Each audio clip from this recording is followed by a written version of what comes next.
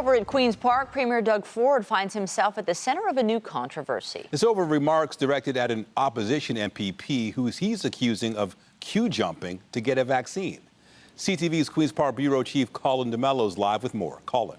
And Nathan, Indigenous MPP Saul Mamakwa says he was trying to do the right thing by demonstrating to those who might be hesitant to get the vaccine that, in fact, it is safe. But the Premier today accused him of jumping the queue to get a shot.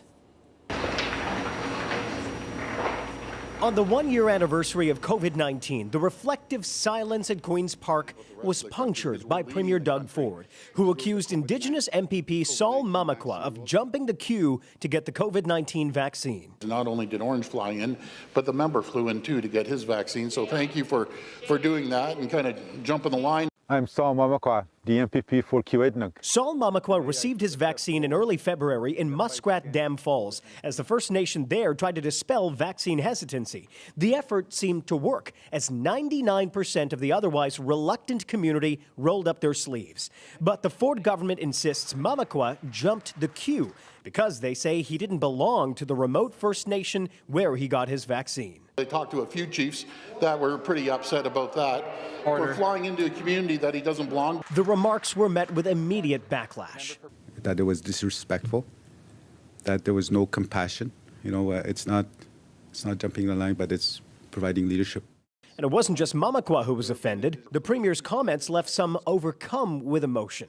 I just can't believe after a year of this pandemic and all that people in this province have been through, for the Premier to accuse one of the most respected members of the legislature of queue jumping when he was just doing his job and showing leadership, I think is completely inappropriate. But the Ford government is not backing down, privately insisting that Mamakwa got his vaccine 2 weeks before Indigenous adults were prioritized.